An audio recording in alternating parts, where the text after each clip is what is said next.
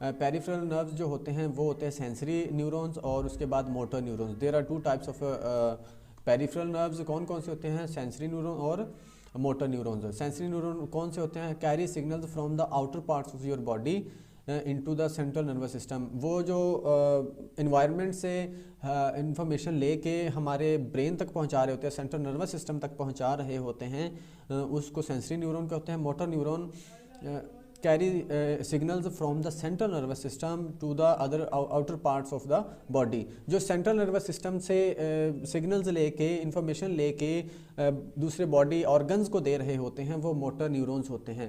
اچھا, sensory neuron کو ایفرنٹ neuron بھی بولا جاتا ہے اور موٹر نیورون کو ایفرنٹ نیورون بھی بولا جاتا ہے, یاد رکھیے گا. اب اس کو یاد رکھنے کا آسان سا طریقہ ہے, ایک ایبریویشن ہے سا می, اس کو لکھیں گے ہم می,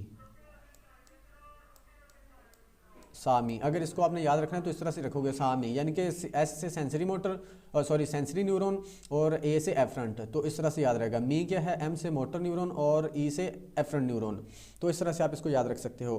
اور اس کا کنسیپٹ کیسے یاد رکھنا ہے؟ سینسری موٹر یعنی کہ جو سینس لے رہا ہوتا ہے, سینس کہاں سے ہم لیتے ہیں؟ ہم انوائرمنٹ سے لیتے ہیں نا, تو اس کا مطلب ہے یہ انوائرمنٹ سے لے کے ہمارے سینٹرل نروس سسٹم یعنی کہ برین تک پہنچائے گا جو سینسری نیورون ہوگا. اور موٹر نیورون, جو موٹر کا مطلب ہوتا ہے حرکت کرنا یعنی کہ موومنٹ کرنا کوئی, تو موٹر نیورون تبھی ہوگی نا جب برین ہمارا ہمیں کوئی وہ احکامات دے گا, برین ہمیں کوئی میسج دے گا کہ یہ والی حرکت کرو. تو اس کا مطلب ہے جو برین سے یا سینٹرل نروس سسٹم سے ہمیں پیغام آ رہا ہوتا ہے, لے کے آ رہے ہوتے ہیں دوسری باڈی تک, باڈی آرگنز تک, تو وہ موٹر نیورون ہوں گے. تو اس طرح سے اس کو آپ یاد رکھ سکتے ہیں. اس کے بعد ہے جی ہمارے پاس there are two types of somatic nerves.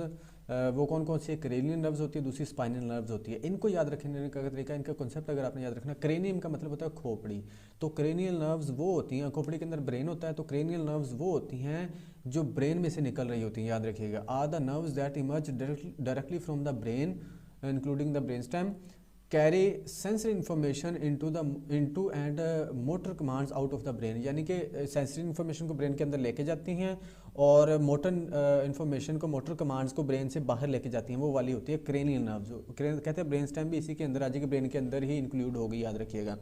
تو وہ نروز جو برین کے اندر انفارمیشن لے کے جاتی ہیں اور اس سے باہر لے کے آتی ہیں, یعنی کہ برین کی جو نروز ہوتی ہیں وہ کرینیل نروز کہلاتی ہیں. اس کے بعد ہے اسپائنل نروز. اسپائنل, جیسے ہم اسپائنل کوڈ پڑھتے ہیں, تو اسپائنل کوڈ کی جو نروز ہوں گی وہ اسپائنل نروز ہوں گی. اس کو اس طرح سے یاد رکھیں گے. یہ کیا کرتے ہیں؟ Emerge from segments of the spinal cord, carry information into and out of the spinal cord. یہ اسپائنل کوڈ کے اندر انفارمیشن لے کے جاتی ہیں اور اس سے باہر انفارمیشن لے کے آتی ہیں, یاد رکھیے گا.